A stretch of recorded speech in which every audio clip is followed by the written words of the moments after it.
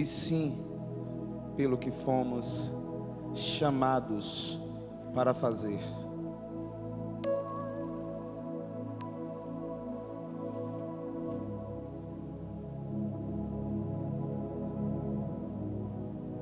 Evangelista Jonatas, venha dar conta da sua vida na terra.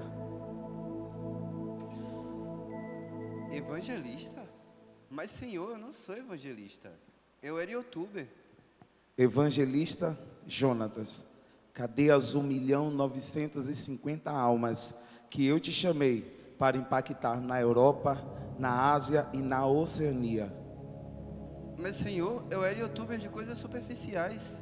Era tudo por entretenimento. Mas eu estava sempre na igreja. Eu dizimava. Eu até participava do Ministério de Jovens. Evangelista Jonatas, se você estivesse dado mais ouvido ao meu chamado, impactaria 1.950.000 almas na Europa, na Oceania e na Ásia. E tudo que estava escrito sobre esse homem foi queimado perante a Cristo no dia do seu julgamento.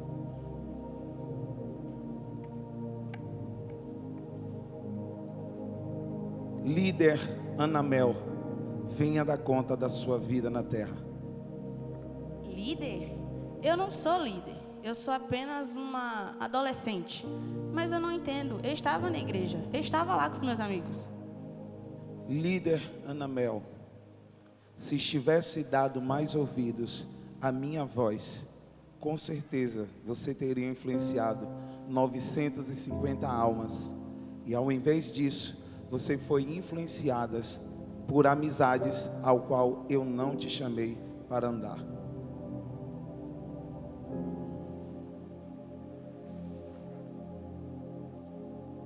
E tudo que estava escrito sobre essa mulher foi queimado perante a Cristo no dia do seu julgamento.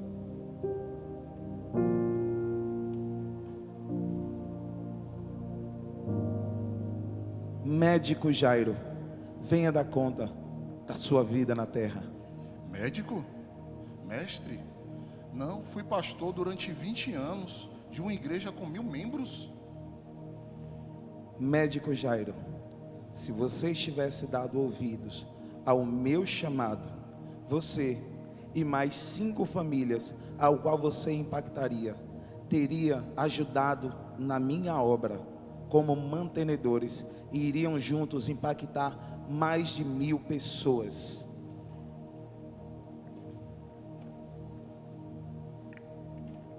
E tudo que estava escrito sobre este homem no dia do seu julgamento foi queimado perante Cristo.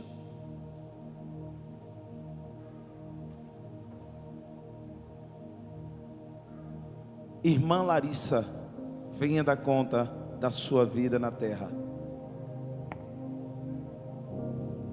Senhor, eu só criei meus 2 filhos.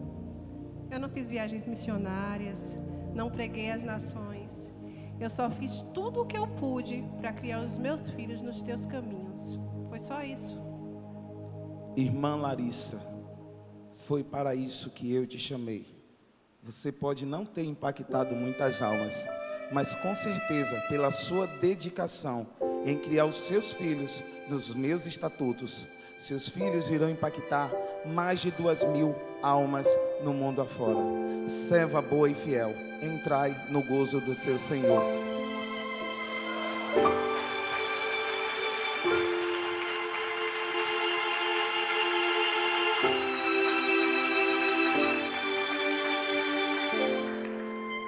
E lembrem-se, naquele grande dia, você será julgado pelo teu chamado, pelo que você foi chamado para fazer aqui na terra, e não pelo que você fez.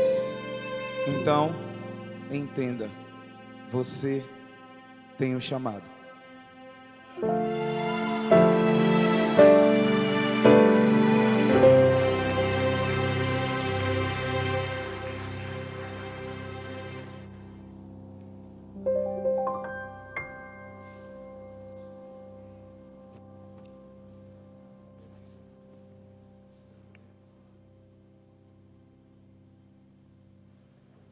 Paz do Senhor. Impactante, né? Realmente muito impactante. Eu quero louvar a Deus pela vida de todos vocês que estão aqui nessa noite. Louvar a Deus pela vida do pastor Ronaldo, sua esposa, sua filha. Deus abençoe poderosamente a vida de vocês, tá? Amados, abra a tua Bíblia. Eu estava comentando ali com o pastor Ronaldo. Cadê o glória da igreja? Glória a Deus. Livro dos Atos do Espírito, ou Atos dos Apóstolos. Acende essa luz aqui frontal, por favor. A de baixo. Essa não. Atos capítulo 19. Amados, hoje pela manhã nós tivemos aqui batismo. E foi uma manhã maravilhosa, maravilhosa. Eu louvo a Deus pela vida dos nossos irmãos que desceram as águas.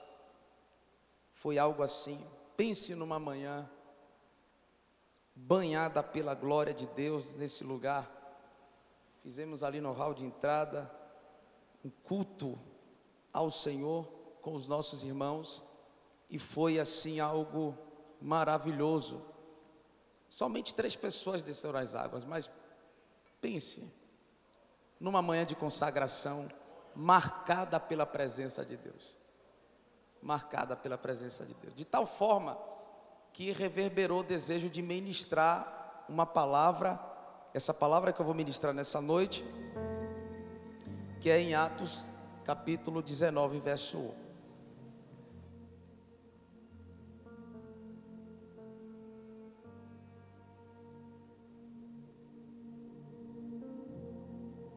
Atos capítulo 19, versículo de número 1. Paulo em Éfeso, Atos 19, versículo de número 1. A partir do versículo de número 1, nós iremos ler. É a meditação da palavra nesta noite. E sucedeu que, enquanto Apolo estava em Corinto, Paulo, tendo passado por todas as regiões superiores, chegou a Éfeso. Achando ali alguns discípulos, disse-lhes: recebestes vós já o Espírito Santo, quando crestes?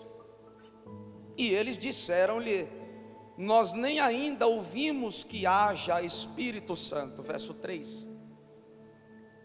Perguntou-lhes então: em que sois batizado então? E eles disseram: no batismo de João. Mas Paulo disse: certamente João batizou com o batismo do arrependimento, dizendo ao povo que cresce no que após ele havia de vir, isto é, em Jesus Cristo. E os que ouviram foram batizados em nome do Senhor Jesus. E impondo-lhes Paulo as mãos, veio sobre eles o Espírito Santo. Então falavam línguas e profetizavam. E estes eram ao todo uns 12 homens.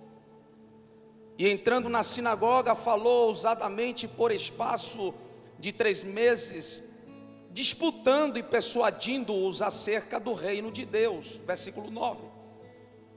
Mas como alguns deles se endurecessem e não obedecessem, sem falando mal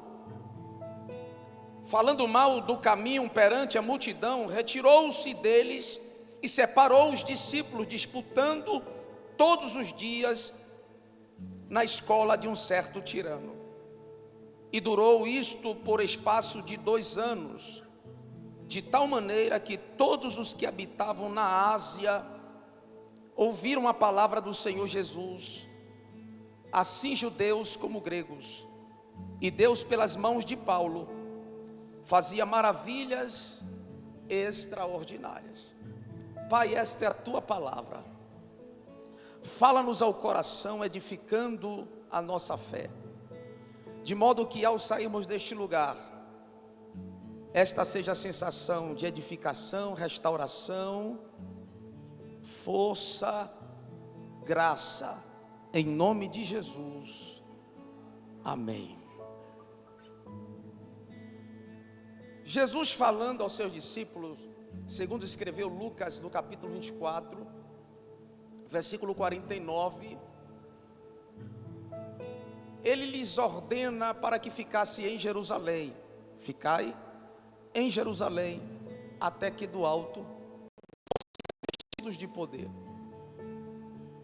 A Bíblia revela que lá no capítulo de número 2, versículo 1, texto conhecidíssimo por todos nós, estavam todos, a expressão é concordemente, reunidos no mesmo lugar este chamado cenáculo, e era uma das 3 principais festas judaicas naquela época. Após a Páscoa, estava se comemorando Pentecostes, e ali havia cretenses árabes, Panfilha, Mesopotâmia, Frígia, Capadócia, forasteiros romanos, que estavam ali em Jerusalém. A festa de Pentecostes, uma festa que eles traziam a sua gratidão a Deus, as primícias, festa da colheita. E a Bíblia vai revelar que nesse dia, segundo até uma tradição, ou segundo a tradução de Flávio Joséfo, um comentarista, historiador que viveu cerca de 95 depois de Cristo, ele afirma que foi mais ou menos 10 dias após ter dito ficasse em Jerusalém, e de repente veio do céu um som como de um vento veemente e impetuoso, e desceu sobre eles, e foram vistas sobre eles línguas repartidas como que de fogo. Eles começaram a falar, não segundo o coração, não segundo o que pensavam, não segundo o que desejavam, mas segundo o Espírito lhe concedia ou lhe concedessem que falassem. E eles estavam ali congregados, buscando em oração. Foi lido na abertura do culto, Atos 2, 42. E perseveravam na doutrina dos apóstolos, na comunhão, no partir do pão e nas orações. Por decorrência da obediência a Deus, a Jesus, se cumpre derramamento do Espírito sobre a vida dos discípulos, sobre a vida de todos que estavam ali. A igreja estava sendo perseguida, me permita chamar a igreja, porque a igreja nasceu no Calvário. Quando o soldado fere a costela de Jesus e sai água e sangue, tipifica para nós ali o nascimento da igreja. A igreja não nasce em Atos capítulo 2, a igreja nasce no Calvário. E eu ouvi um pregador uma certa feita falando que antes de um Pentecoste de glória, há um Calvário de dor. Esta glória que nós experimentamos na igreja, este manifestar que nós experimentamos no templo, esse manifestar que nós experimentamos congregados, é resultado de um Calvário de dor, de um sacrifício no Calvário. Foi de lá que a igreja nasceu.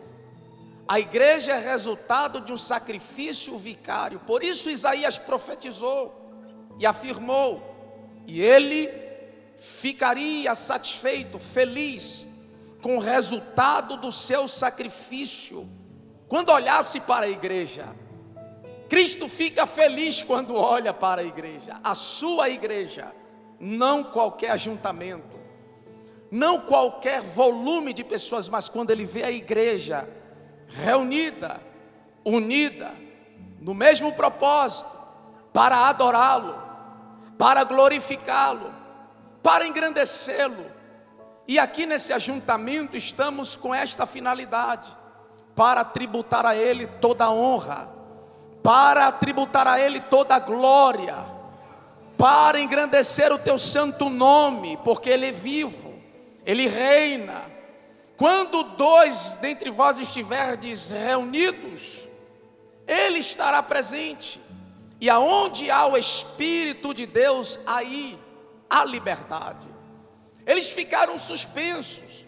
Algumas outras traduções vão dizer, vai afirmar, pasmos, perplexos, acerca do que estavam vendo.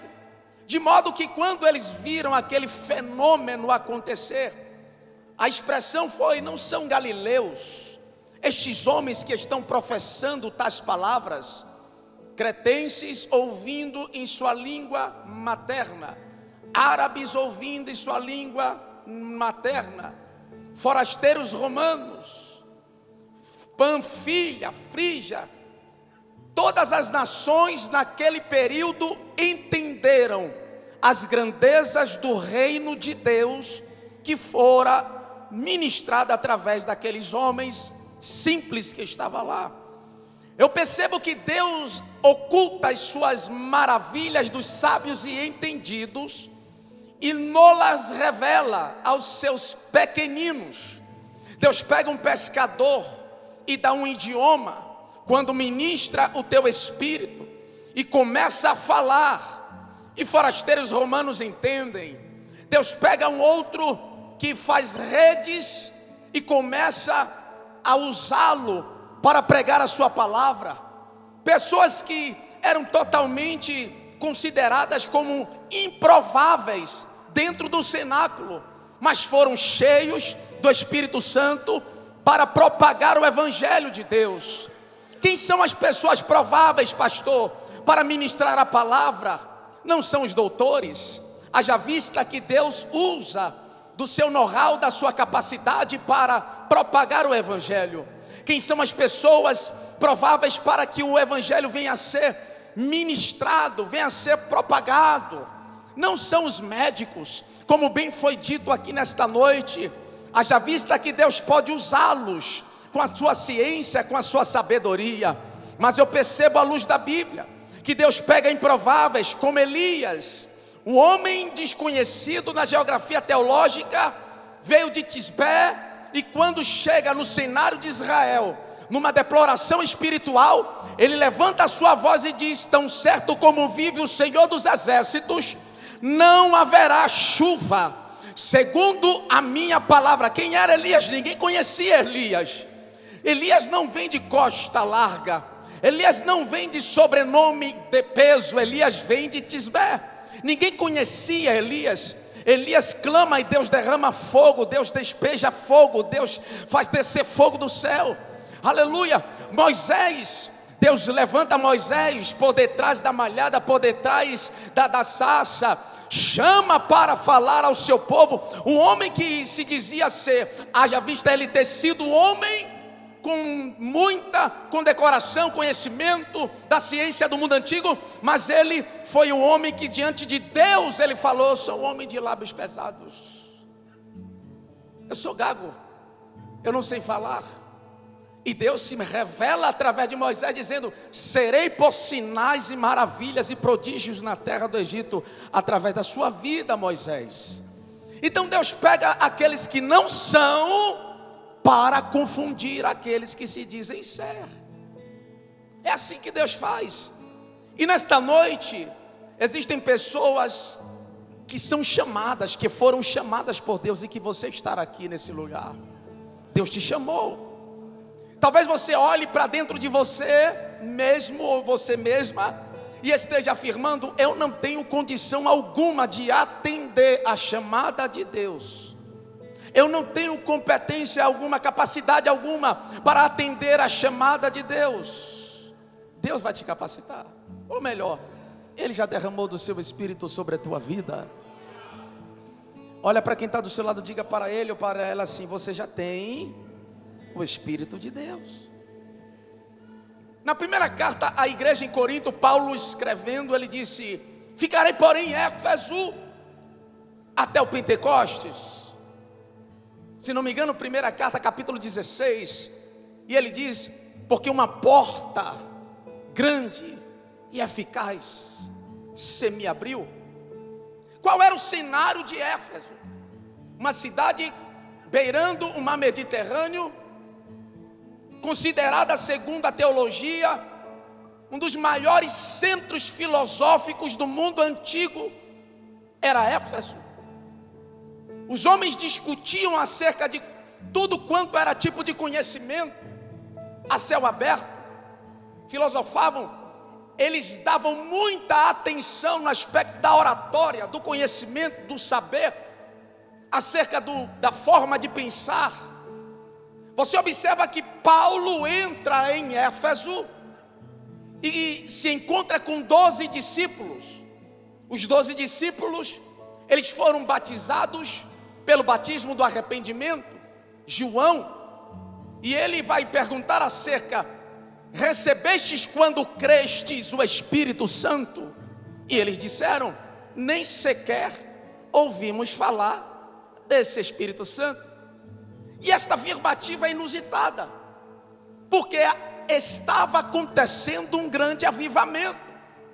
Eu não pesquisei acerca disso, quanto tempo fez ou fizera desde quando o Espírito do Senhor desceu no cenáculo para este episódio no capítulo 19. Mas um dos historiadores da palavra de Deus vai dizer que o mundo antigo foi evangelizado durante 50 anos. 50 anos foram possíveis para que todo o mundo antigo fosse evangelizado. Tamanha foi a glória de Deus através dos discípulos, através da vida daqueles que eram chamados do caminho. Eles eram considerados como uma seita, porque Jesus, quando ele chega lá no livro de João, capítulo de número 1, ele vai afirmar: eu sou o caminho, a verdade e a vida. Ninguém vem ao Pai senão por mim. Logo os discípulos ficaram conhecidos. Quem é discípulo, ele imita em suas palavras, ele imita na forma de se vestir, na forma de se comportar, porque discípulo que é discípulo imita o seu mestre. Pedro, uma certa feita, foi identificado como discípulo de Jesus, e a Bíblia vai dizer que por causa da perseguição, ele o nega. Estamos vivendo um tempo, querido, melindroso da igreja, no cenário mundial, em que afirmar que é cristão está sendo motivo de chacota, de bullying, de perseguição. Eu percebo que no cenário mundial as coisas estão se afunilando, e a igreja do Senhor parece que está aquém da postura que deveria estar tomando. Tudo está se afunilando para um fim profético. Deus te chamou para você fazer a obra dele. Deus colocou uma ferramenta nas tuas mãos. Deus colocou um talento nas tuas mãos. Deus colocou um dom nas tuas mãos. E você precisa executar o talento e o dom que Deus colocou nas suas mãos. Ainda que esse dom, considerado por você, seja simples: educar seus filhos, cuidar da sua casa. Mas naquele grande dia eu ouvi da parte de Deus: vinde, possuir a herança que eu vos tenho preparado, porque lá em João 14 ele disse: eu vou preparar-vos lugar. Se não fosse assim eu não vos teria dito: vou preparar-vos lugar, mas irei, para que aonde eu estiver, vós estejais também comigo. Existe uma morada eterna, que é melhor do que qualquer casa de Alphaville. Existe uma rua, uma avenida eterna, que é melhor do que qualquer avenida desta terra, ou seja lá, ou até mesmo a Times Square, aonde pessoas viajam e fazem fotos, se exibindo porque estão na Times Square. Existem moradas eternas, fontes eternas, existem gozo, existem banquetes, porque lá a traça, o ferrugem não corrói. Tudo isso aqui é passageiro. Todo esse seu desgaste nesta terra é em vão. Você tem se desgastado, dá licença que eu vou entrar. Você tem se desgastado tanto por aquilo que perece, desde quando os valores pelos quais devemos buscar são valores eternos, que permanecem para sempre. A igreja está se deixando levar pelo consumismo. A igreja está se deixando levar pela vaidade. A igreja está se deixando levar pelas coisas passageiras, tangíveis, efêmeras. A igreja está se deixando levar e permitindo que o mundanismo entre no seio da igreja. É hora de despertarmos.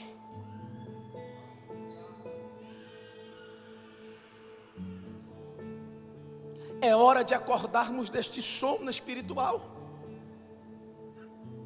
É hora de acordarmos desta cegueira, despertarmos desta cegueira. Eu sei que a palavra afirma que nos últimos dias não suportarão ouvir a sã doutrina, porque escolherão para, por sua vez, mestres para si mesmo. O que não falta, e eu não estou criticando evento nenhum, o que não falta são eventos cujas motivações não são motivações espirituais. Existem coisas que estão acontecendo nos bastidores que você, que é a noiva do Cordeiro, não está sabendo.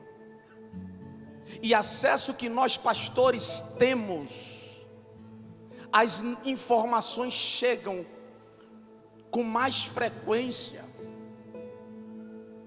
E o que eu percebo é que a igreja está entrando numa moda, num estilo que Deus não escolheu, não estabeleceu para ela.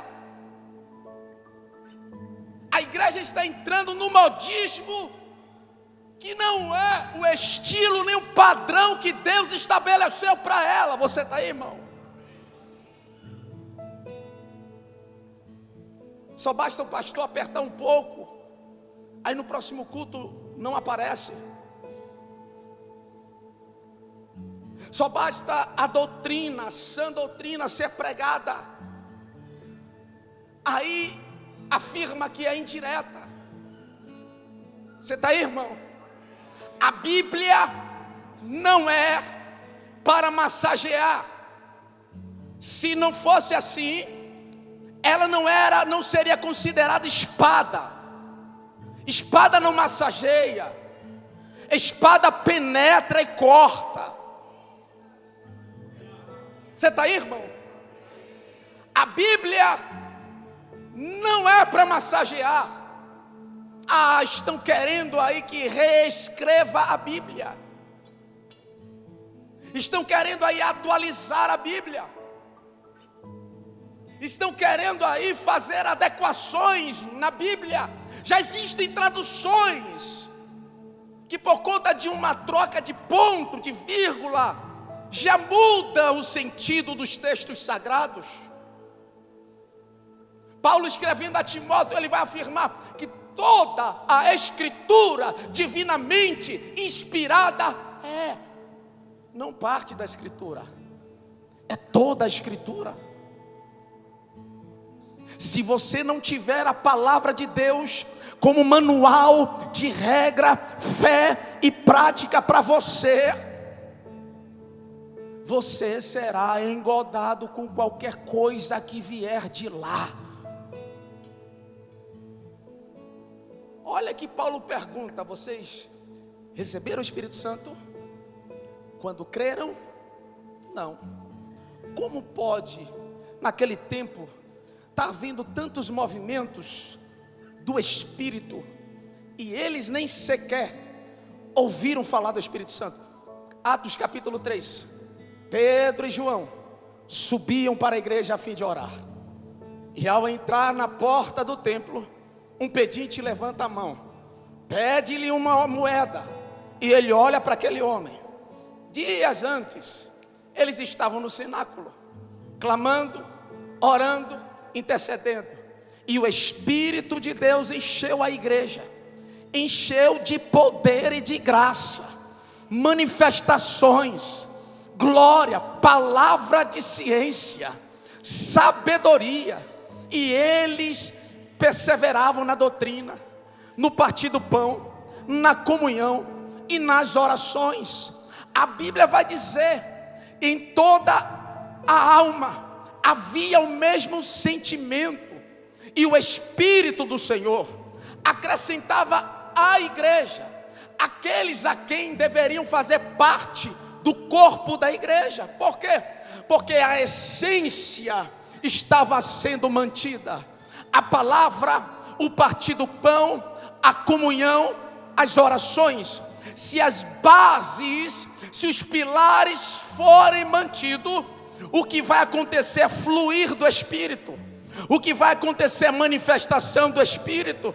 E sobe Pedro e João, chega na porta do templo, o homem levanta a mão, me dá uma moeda, me dá uma esmola, me dá algo que perece, algo que é passageiro, porque amanhã eu vou estar aqui de novo, estou parafraseando, depois vou estar de novo, depois vou estar de novo. Ele olha para aquele homem que estava a porta do templo e diz, em outras palavras, eu tenho algo que não vai fazer, que vai tirar você de uma vez daqui da porta do templo, não vai fazer com que você venha outra vez aqui. Eu tenho algo que vai mudar de vez a sua vida. A igreja tem algo que pode mudar de vez a vida do indivíduo. A igreja tem.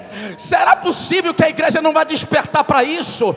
Será possível que a igreja não se deu por conta quem ela é nesta terra?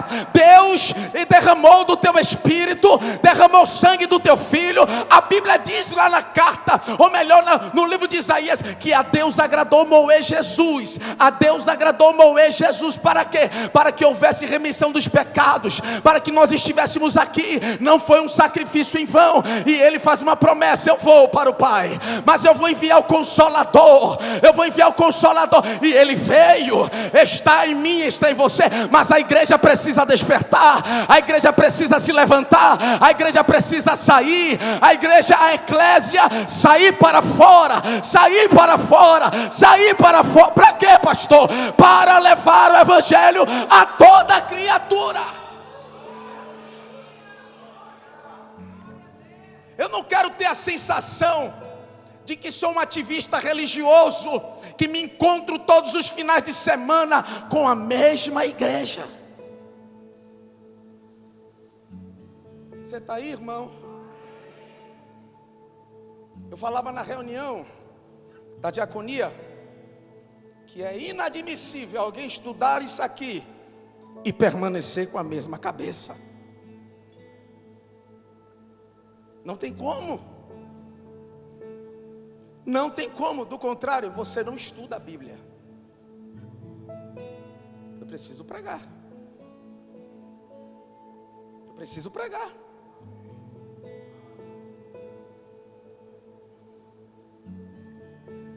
O que você vai dizer para Deus naquele grande dia?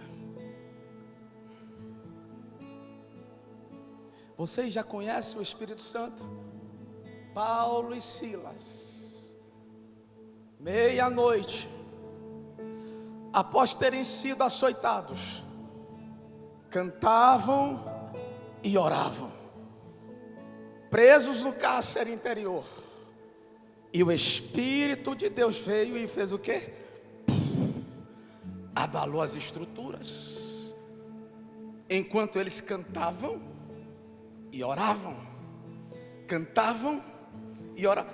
Detalhe, estavam ensanguentados, feridos, expostos, cárcere interior, um tipo de cadeia de segurança máxima, pernas presas, mãos presas, cantavam hinos e oravam ao Senhor. E veio um terremoto, abalou os alicerces daquela cadeia. As cadeias que prendiam a Paulo e Silas se partiram. Sabe por que você tem sentido cadeias prendendo os teus pés, prendendo as tuas mãos? É porque você não está abrindo a sua boca para adorar. É porque você não está abrindo a tua boca para orar. Enquanto você estiver com a boca fechada e ou então abrindo ela para murmurar, as cadeias vão prender os teus pés. Você vai pular, você não vai andar, não vai conseguir sair do lugar. As cadeias vão prender, vai te impedir de avançar, vai te impedir de crescer. Mas experimenta abrir a boca para adorar, né, André? Experimenta abrir a boca para orar, experimenta abrir a boca para glorificar. Deus, eu estou passando por isso, mas eu sei que posso todas as coisas naquele que me fortalece. Eu posso passar pela luta, eu posso passar pela escassez, eu posso passar pela privação, eu posso... Não, porque muita gente quando ouve esse texto acha que é a prosperidade, o crescimento, a porta aberta. Mas segura lá, porque a porta também fecha. Segura lá, porque também a enfermidade bate na tua porta. Segura lá, porque a dificuldade vem e você vai negar a fé.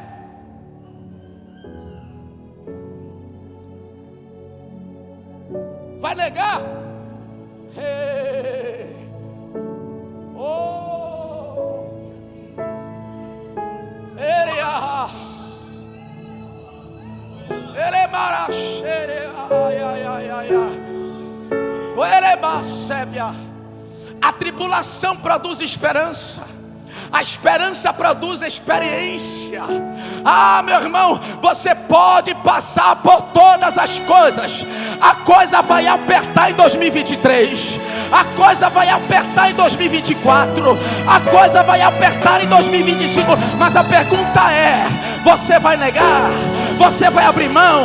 Você vai deixar Jesus? Por tua causa ele foi levado, aleluia, mudo, como ovelha para o matadouro. Paulo disse: eu já estou sendo oferecido como oferta de libação. Cadê a igreja? Cadê a igreja? Cadê a igreja? Você é a igreja, cadê a igreja? A igreja de Cristo vai viver os piores dias dela nessa terra.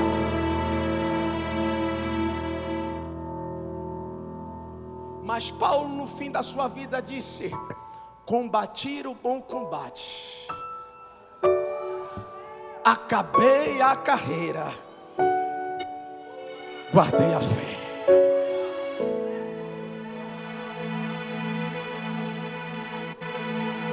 Guardei a fé.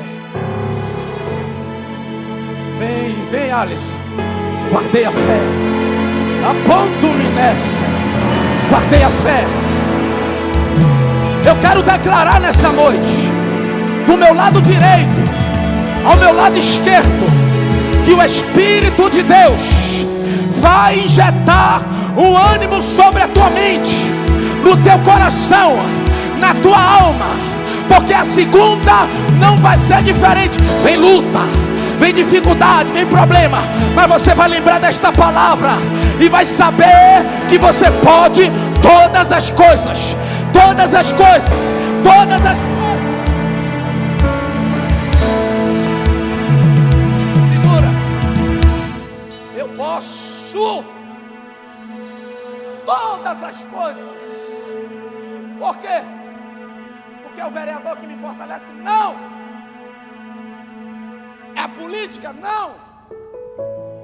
Outras organizações? Não.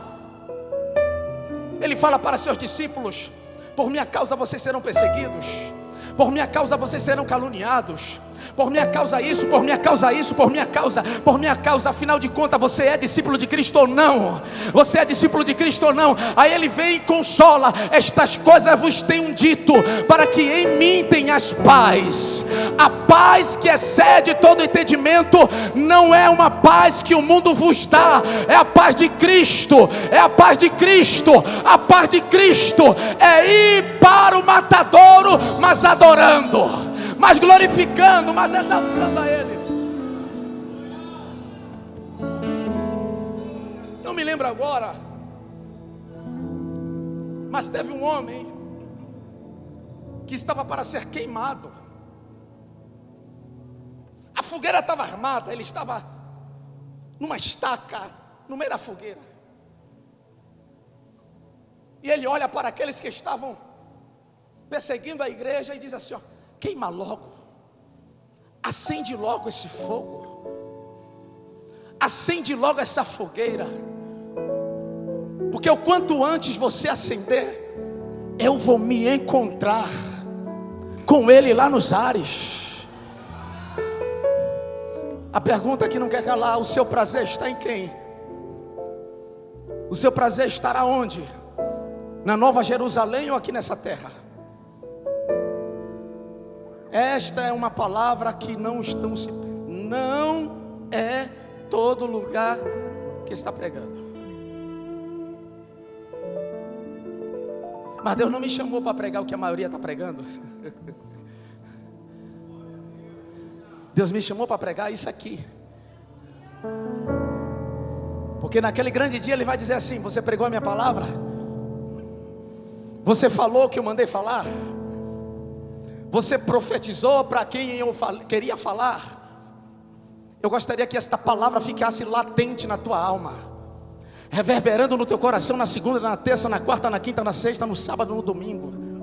Que você saísse daqui lembrando que Cristo está te cobrando, sim, que Deus está te chamando pelo nome, ainda que eu não esteja falando aqui. Que Deus está te chamando pelo nome, ainda que eu não esteja falando o teu nome, Ele te chama pelo teu nome. Eu vou falar mais uma vez, porque é profético isso aqui. Deus está te chamando pelo teu nome. E a pergunta é: e aí, você vai ficar parada? Vai atendê-lo ou não? Ele te chama pelo teu nome. Oh, glória, aleluia. Eis-me aqui, Senhor. Oh, glória. Eis-me aqui, Senhor. Envia-me a mim. Envia-me a mim. Sei que portas poderão se fechar. Ele começa a discursar por 3 meses. O texto fala, vou voltar para o texto para não ferir a homilética. Ele fica por 3 meses em Éfeso, prega. Aí o texto diz que Paulo percebe, Paulo tem sensibilidade espiritual. Pergunta para quem está do seu lado assim, ó: aonde é que está a sua sensibilidade espiritual?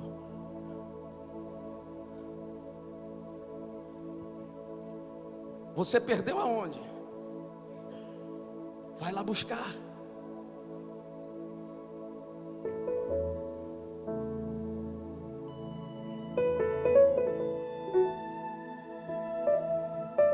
Ah, Jesus.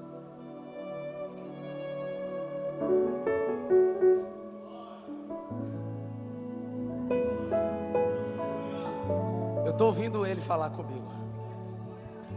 E esse negócio de pregar é interessante, né? A gente prega e ouve ele falar com a gente. É uma roda dentro de uma roda. É contínuo, não para. Na visão de Ezequiel, a roda dentro da roda, não para, a revelação é contínua. Se der fluir, se eu dar asas aqui, irmão, a gente não acaba o culto. Mas o espírito do homem é sujeito a si mesmo, mas o espírito de Deus não. Aí ele começa a pregar. 1 ano e alguns meses. Percebeu a necessidade de expor as escrituras àquele povo que não conhecia da verdade. Pergunta: você está entre pessoas que não conhecem a verdade?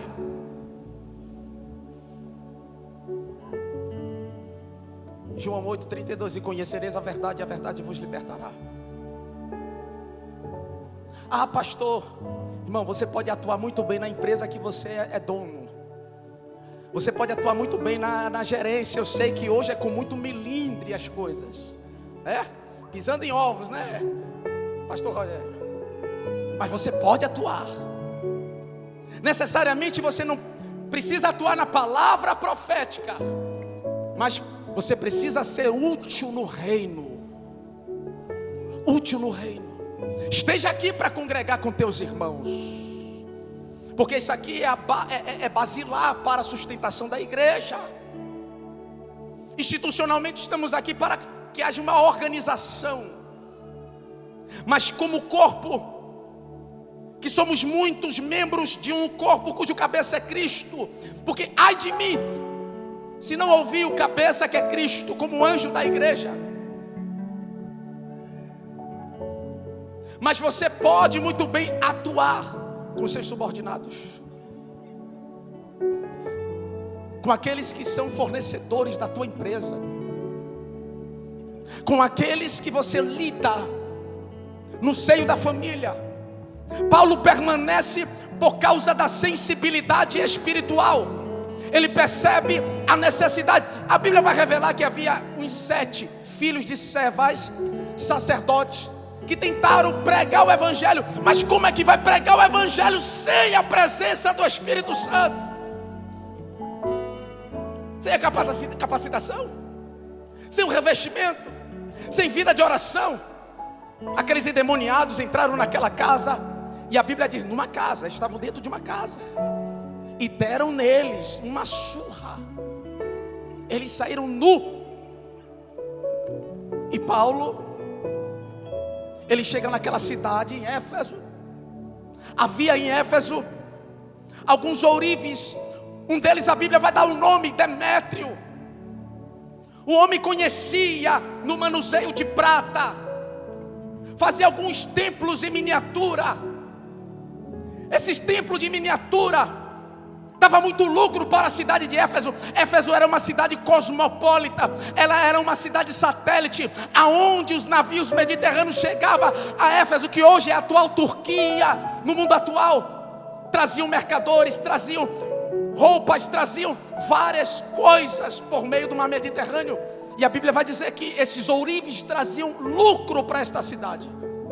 E Paulo começa a pregar, e o prejuízo é grande. Livros de magia eram trazidos na praça para queimar. Traziam os livros e colocavam no chão. Livros de feitiçaria.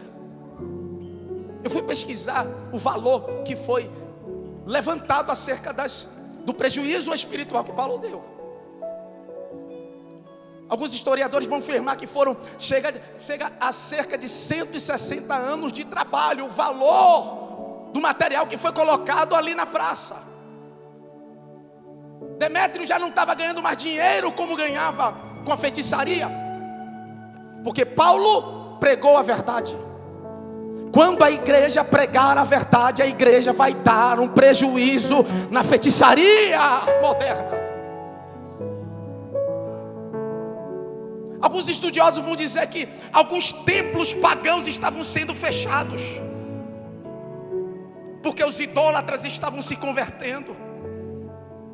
Bezerros, animais de sacrifícios, passaram a ser comprados novamente para serem oferecidos ao Senhor. A adoração estava sendo restaurada.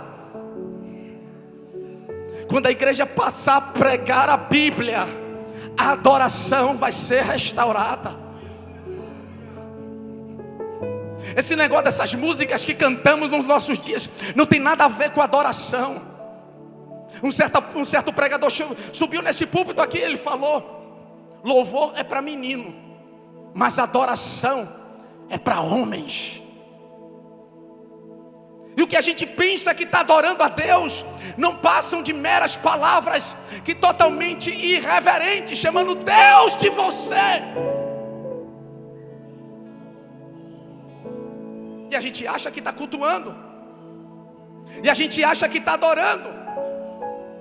Fizeram um montinho, Demétrio, levantaram os seus subordinados, os seus idólatras. Vamos pegar esse cara, porque ele está transtornando. A Bíblia vai até revelar que Paulo e Silas, chegando numa determinada cidade, alguém comenta: estes que têm transtornado o mundo chegaram também até aqui. E aí você está transtornando o diabo onde você mora, na geografia que você mora. Satanás tem que passar mal comigo e com você, irmão. Satanás tem que ficar endemoniado, me permita, comigo e com você.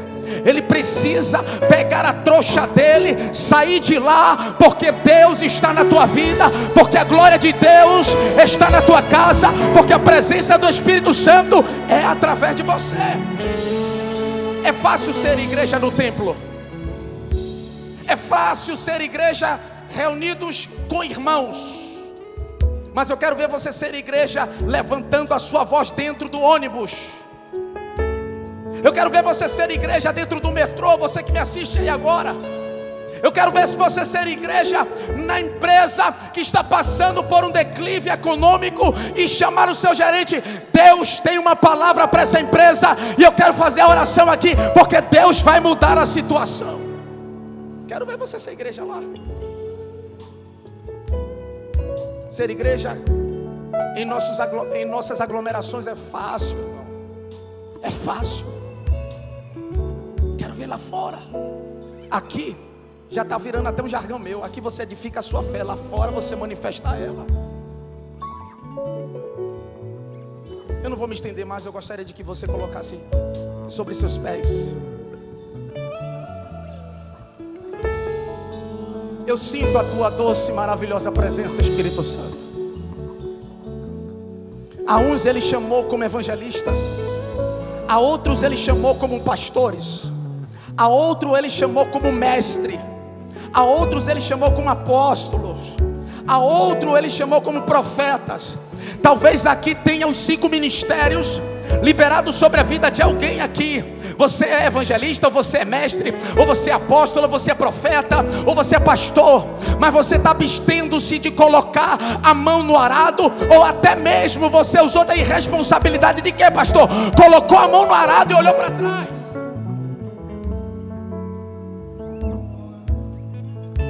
Eu não vi alisar ninguém, eu vim pregar a Bíblia. Se fosse para alisar, eu seria massoterapeuta. Mas a Bíblia diz, Marcos 16:15: portanto, ide por todo o mundo e pregai o evangelho a toda criatura. Quem crer e for batizado será salvo.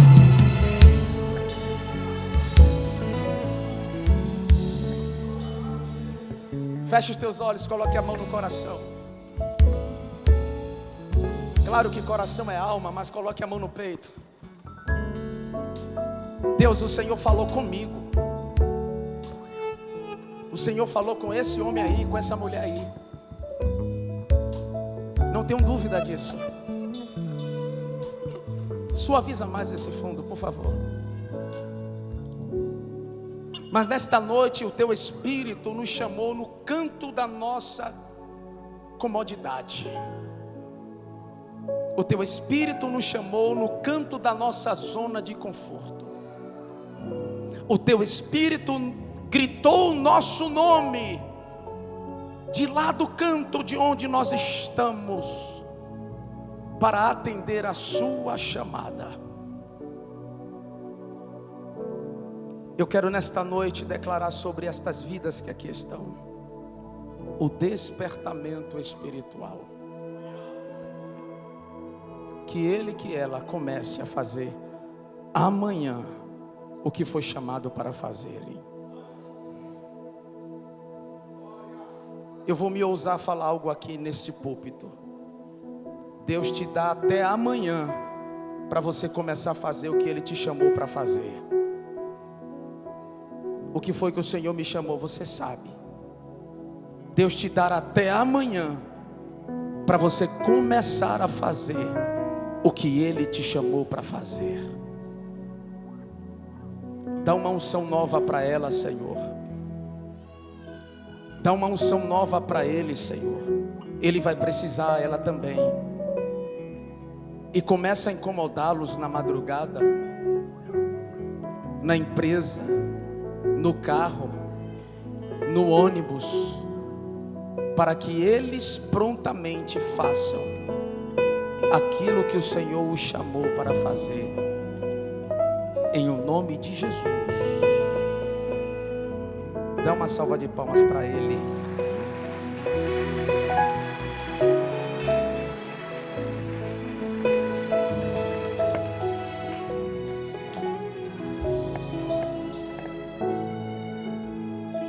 Assentem-se, por favor. Eu quero aqui, nesse momento, chamar os nossos irmãos que atenderam a chamada de Deus na vida deles. Deus nos chama para salvar.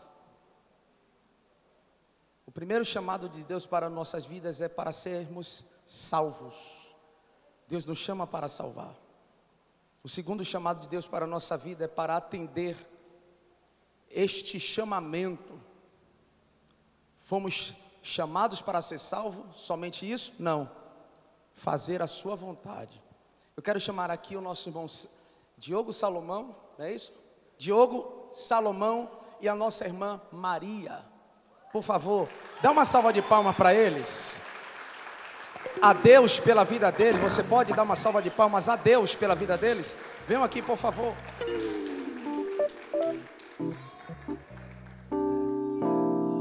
Esses irmãos desceram as águas. Pode subir aqui.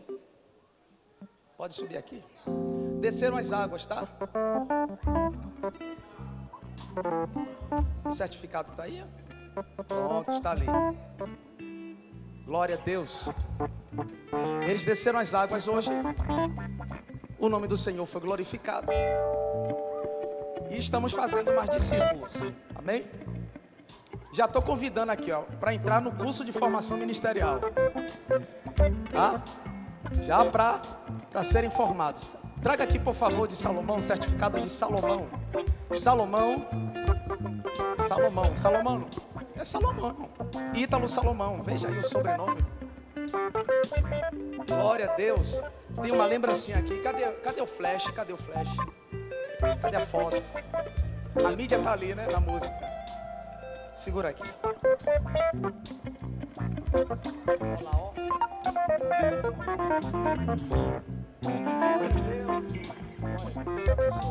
Você pode aplaudir a Deus pela vida de Salomão? Pode descer. Vai lá. Por favor. Nosso irmão Diogo. Glória a Deus. Pode subir.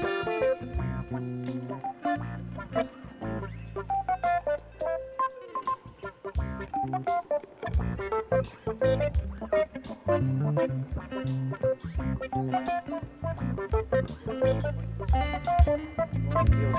Nossa irmã Maria, certificado da nossa irmã Maria. Essa mulher tem um testemunho maravilhoso, irmão, extraordinário. Aqui é a sogra do nosso irmão Alisson, ali o batera nervoso. É a sogra dele, bem? Glória a Deus.